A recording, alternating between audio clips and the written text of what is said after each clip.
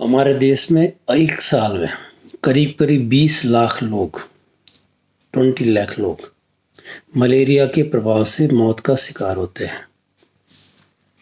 आंकड़े का अनुमान लगाएं, ये अपना जो कस्बा है, ऐसे 20 से 25 लगभग कस्बे, कितना भरा पूरा कस्बा है अपना, ऐसे 20 से 25 कस्बे एक साल में साफ हो जाते हैं, मानव खत्म हो जाते हैं सिर्फ मलेरिया के कारण।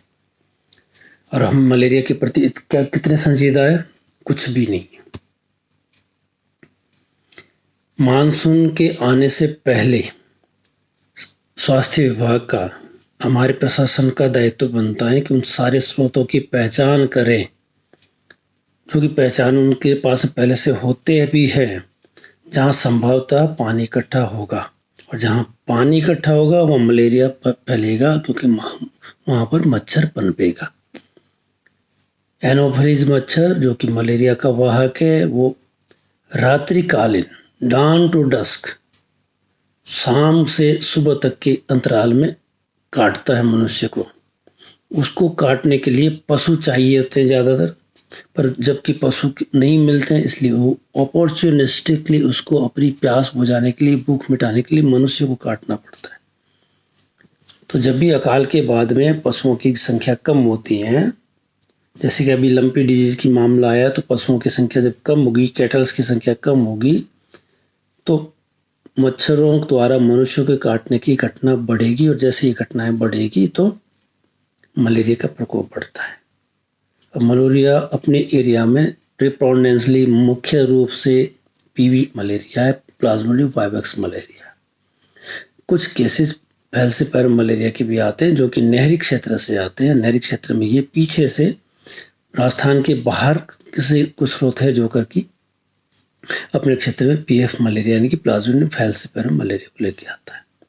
एक समय था जब पीवी मलेरिया को तो माइल्ड हल्का मलेरिया बोलते थे, और पीएफ मलेरिया को भारी मलेरिया आज भी बोलते हैं। पर अब समय बदल चुका है, पीवी मलेरिया भी उतना ही घातक है, और इसकी घातकता और बढ़ जाती है जब पीवी मलेरिया या पीएफ मलेरिया का डेंगू के साथ में संयोग बैठ जाता है। मच्छर है, दोनों तरह के मच्छर है। दिन में काटने वाला एडीज मच्छर है जो कि डेंगू फैलाता है, और रात्रि में काटने वाला एनोफिलीज मच्छर है जो कि मलेरिया फैलाता है। मानसून आने के बाद में दोनों तरह के मच्छरों की संख्या बढ़ी है।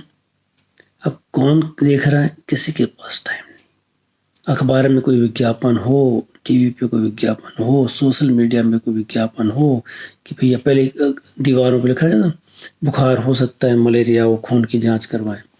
अब तो हम कहते हैं कि बुखार कोई सा भी हो, खून की जांच करवाएं। खून की जांच, और बार बार भी खून की जांच करवानी पड़ती है। अब आपने को मलेरिया संबंध के अंदर जो ट्रीटमेंट का जरिया होता है, वो जरिए से ट्रीटमेंट को तरीके से लेना होता है। उस जरिए से तरीके से ट्रीटमेंट लेंगे जब जाकर के अपने को आराम आने की संभावना रहेगी। इसके लिए अपन समय पर अपने खून की जांच अवश्य करवाएं, ठीक है। और खून की जांच होने के बाद में उस परिणाम के अनुसार जो ट्रीटमेंट दिया जा रहा है, उस ट्रीटमेंट को बड़ी शिद्दत के साथ में, बड़े तरीके के साथ में लें।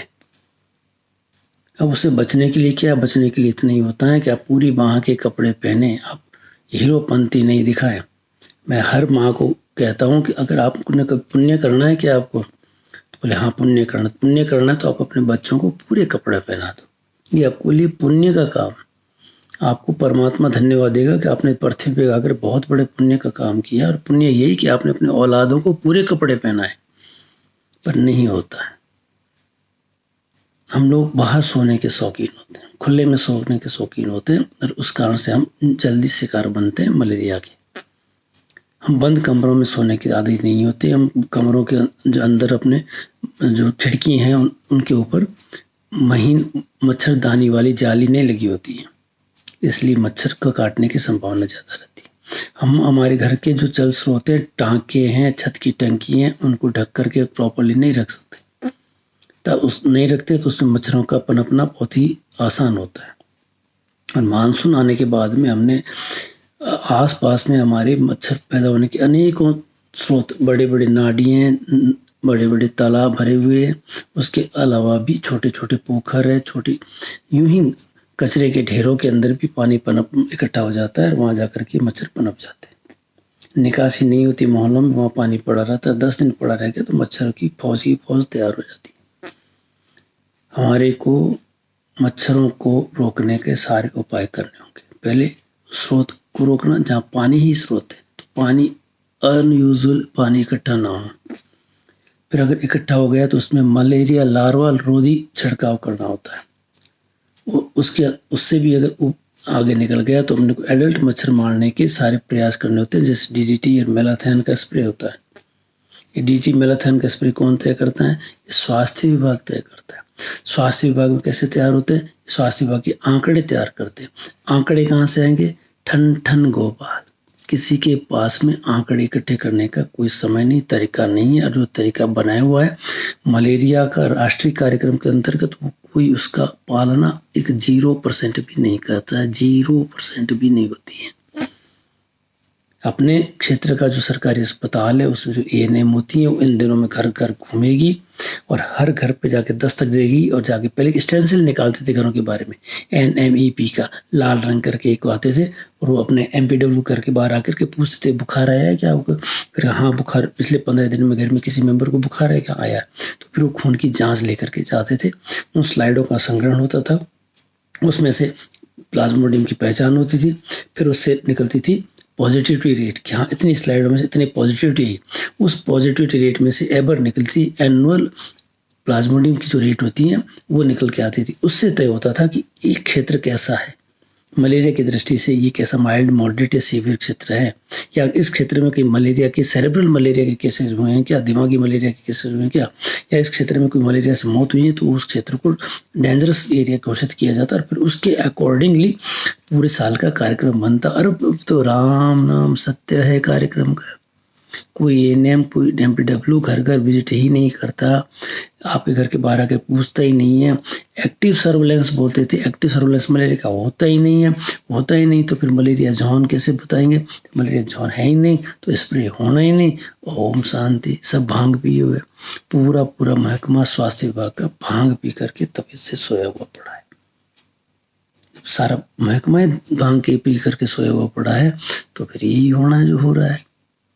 तो आप व्यक्तिगत केयर पे आ जाते, आप ओडोमास जैसी चीज़ लगाएं, आप मच्छर की भट्टी लगाएं, आप घर के अंदर जो कैक्स जला के रखते वो लगाएं, कॉयल जला के रखें, आप जितने रिपेलेंट के तरीके काम लिख लें, आप हिट वगैरह को छिड़के बंद रखें, पंखे चला के रखें, ओढ़ के रखें, मच्छरदानी का प्रयोग करें, कपड़े पूरे पहने, सारा केयर करना पड़ेगा। नहीं केयर करोगे तो भुगत रही है दुनिया। कंप आते हुए जो आज 1994 का जो महामारी के दौरान जो कंप आते लोग आते थे ना, वो वापस कंप आते लोग आने शुरू हो गए। बदहवास आते हैं, उल्टियाँ करते हुए आते हैं, एग्जॉस्टेड पेशेंट आते हैं, इतने दुखी आत्माएं आती हैं कि अब क्या कर सकते हैं उसका। हम जैसे तो लोग तो टर्मिनल एंड पे जब वो आ रहा है आखिर बन के मरीज, तब इलाज हो रहा है। ये कोई इलाज होता है क्या? इलाज तो जब होना चाहिए जब वो मरीज को मच्छर काटे ही नहीं, वहाँ जब उस प्रक्रिया को शुरू किया जाता है तो समाज में जाकर के ऐसे बुखार की प्रक्रिया को रोका जा सकता है, जिसके लिए किसी के पास समय और चिंता कुछ भी नहीं है। इसलिए आप अपनी जोखिम पर यात्रा करें।